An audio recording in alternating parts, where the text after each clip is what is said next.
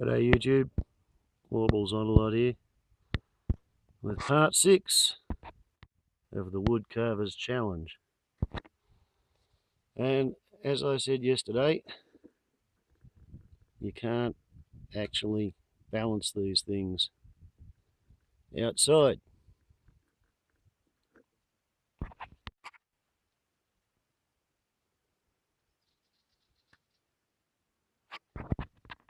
But outside's where the light is better.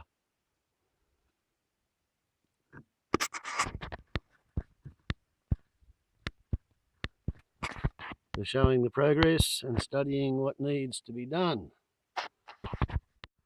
And one of the most glaring errors at this point is that lamination 4 on blade B goes out that far, whereas over on blade A it only goes out that far. And of course blade A has been the lighter blade.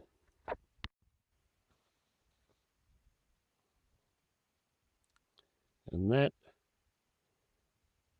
might be real, or it might be artifact, it might be an effect of the wind.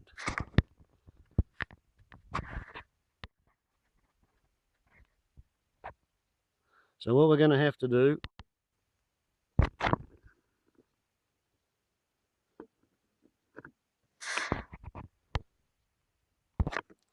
without much more ado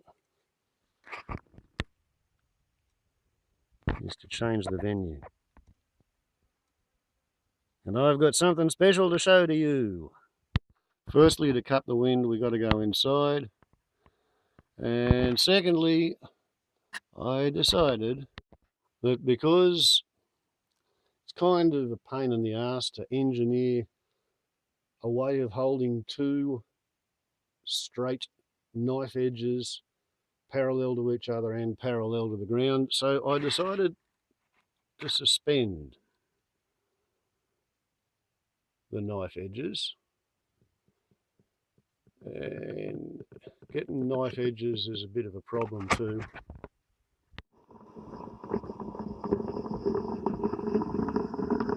So I decided to suspend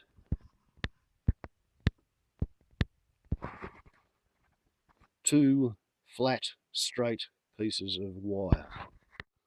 The way this works is that by moving the twine backwards and forwards across those two little hooks up there, and it's wound twice around each hook so that it actually does keep its place, I can adjust minutely, incrementally, the length of each one of these two strings. And the strings terminate in flat-bottomed miniature coat hangers with long necks on them, so that I've been able to adjust the angle of the dangle and the direction of the string and all the other variables, so that, yeah, that little spirit level there, it's got a magnet running up the other side, so I've been able to hang the spirit level off the bottom of the coat hangers and make sure that, yeah, they are actually dangling flat. So now, as seen like such,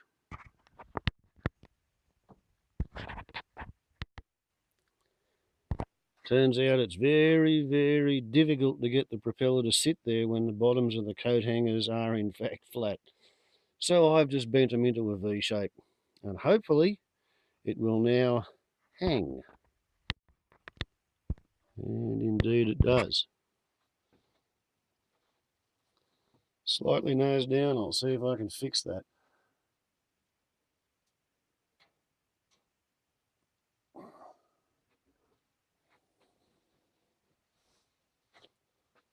Wait one. There. Now you can see that it is in fact blade B that's the heavy one.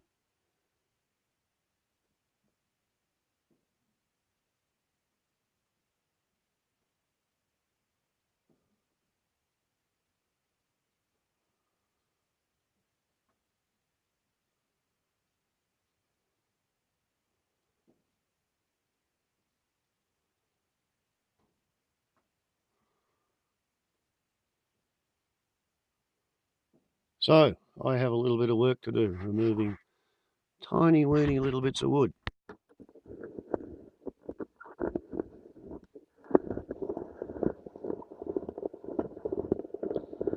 As I try to get this thing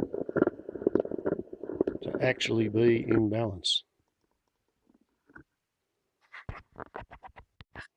Once more, sanding away at blade B.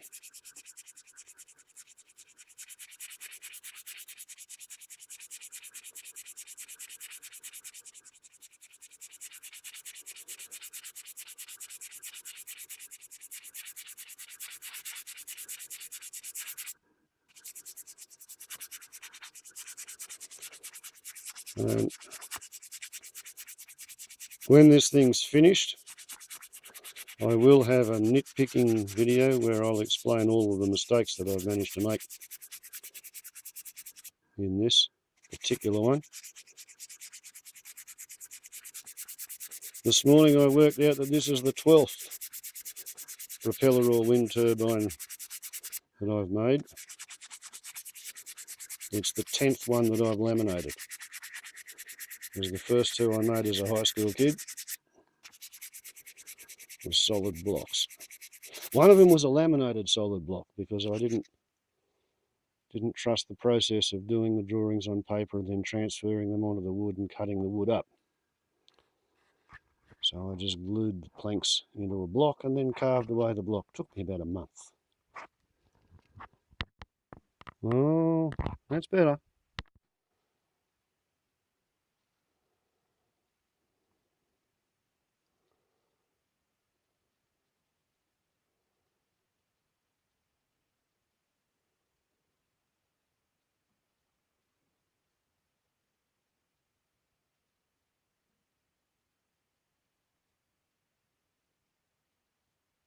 A's on the left. Sorry, A's on the right, B's on the left. We'll reverse that.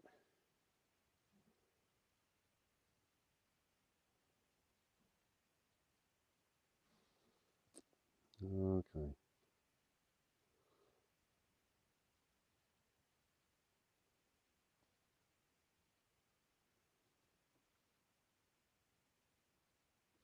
Right, so we're pretty close. Tell you what I can do. I can put a little bit of oil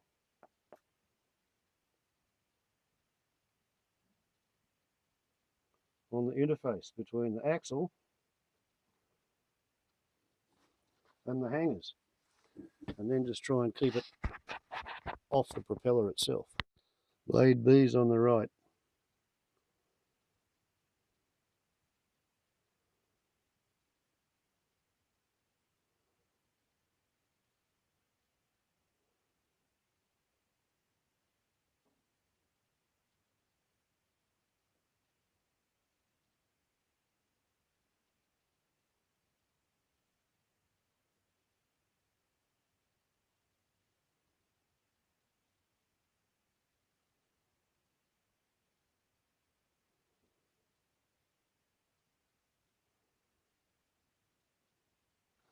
I think we're getting within the system limits.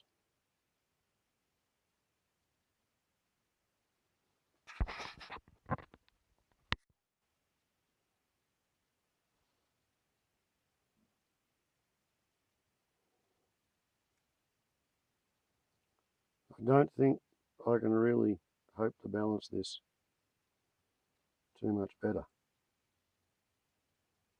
than it is. Dry. So now, after we protect the floor with a bit of newspaper, we take the very best marine spar varnish they have in the wood workshop and we pour out about a half a cup of it, to which we add some mineral turpentine.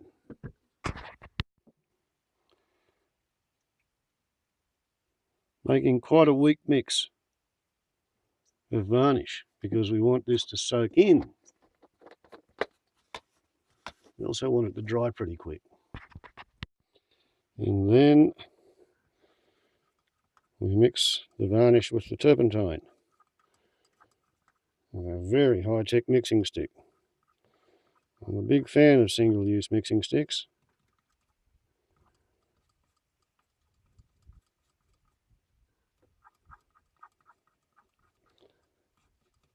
And the theory is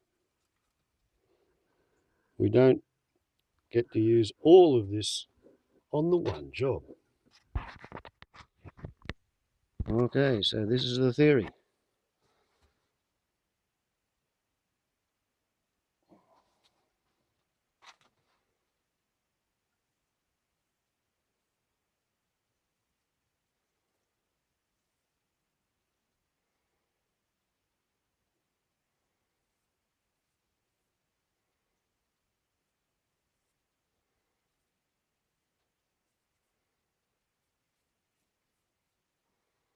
The idea is we varnish it with a relatively thin coat of varnish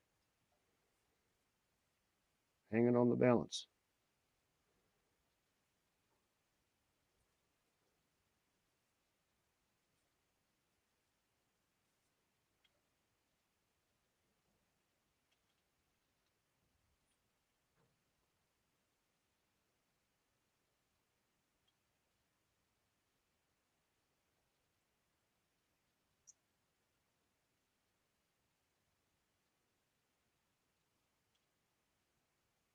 Oh, I missed a bit. You mongrel.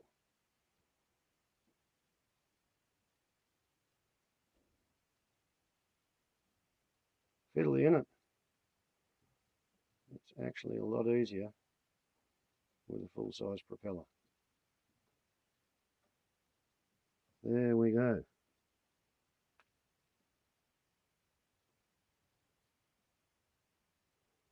And then we take off the drips and the bubbles. And in theory, when that thing dries and we sand it and we repeat this performance, it'll all still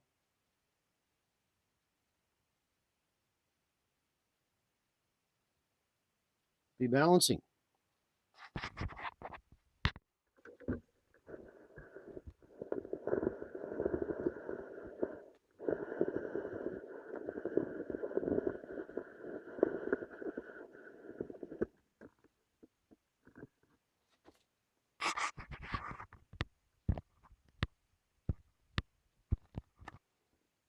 There you go. And now you know. And that's how you wet balance a wooden propeller.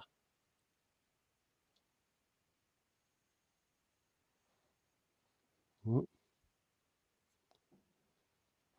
just have to take off those little outgassing bubbles, and that'll dry to a fairly mattish sort of a finish because the varnish is going to suck up there into the wood. Once it dries and sets, then we can do this again about 3 more times, and I'll save you having to watch that on video. But yeah, that is what's going to be happening.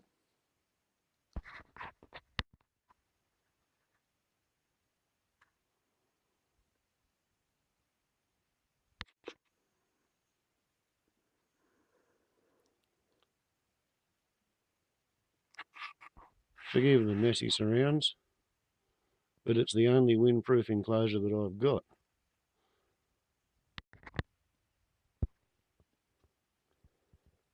Looks a bit better when I clean the lens, doesn't it? Sorry about that, but I can't reshoot these videos, and I can't edit.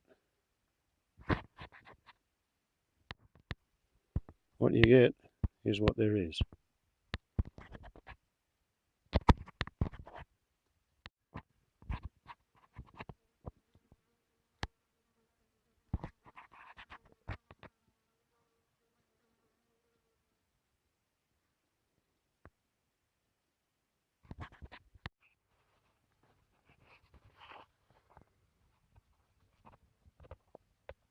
And yes, of course, I'm cleaning the brushing terps already. And I've put a lid over the mix for next time. Warbles on a lot to YouTube. Ciao.